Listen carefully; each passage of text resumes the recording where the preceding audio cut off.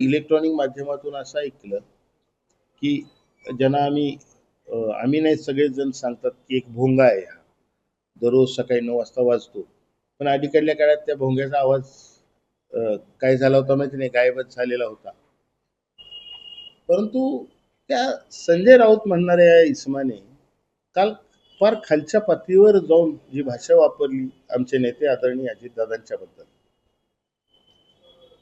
मला अक्षरशः अशा लोकांची क्यू येते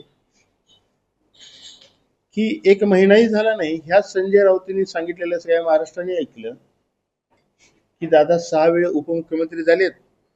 दादा मुख्यमंत्री झाले तर मला आनंद आहे, कारण दादा एक मुख्यमंत्री पद पेलणारा एक चांगला नेता आहे आणि काम करण्याची धमक दादांच्यात आहे.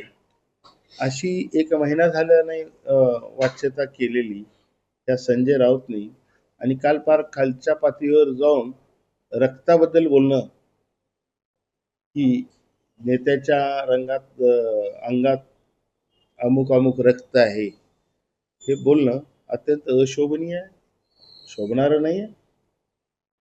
आता मला तर असं वाटतं की संजय राऊत कुणाबद्दल काय बोलतात यापेक्षा आता संजय राऊतचं डीएनए करण्याची आवश्यकता आहे आणि संजय राऊतचं रक्त तपासण्याची आवश्यकता आहे. तसे आमच्याकडे रिपोर्ट आहेत त्यांचे, पण आम्ही राजकारणात काही संयम पाळलेले आहेत.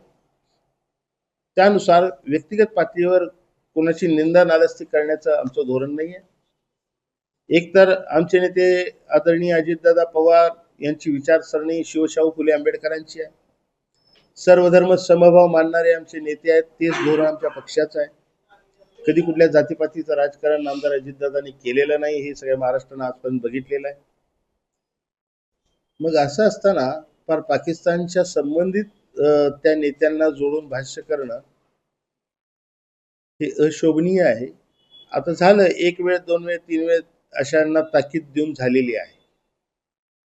जर संजय राऊतनी हा धंदा बंद नाही केला, बाकीचं काय त्यांना करायचं आहे, भोंगा कसा वाजवायचा आहे, कोणावर तरी वाजवावाच लागतो त्यांना, ती चाकरीच आहे त्याची, ती करावी त्यांनी.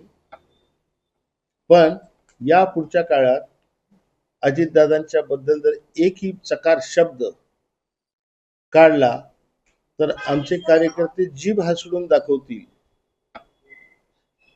जेणेकरून अशा पद्धतीची घाणेरडी वक्तव्य या पुढच्या काळात कुठल्याच नेत्यांच्या बाबतीत त्याला करता येणार नाही आणि त्याची फार मोठी किंमत त्याला मोजावी लागेल.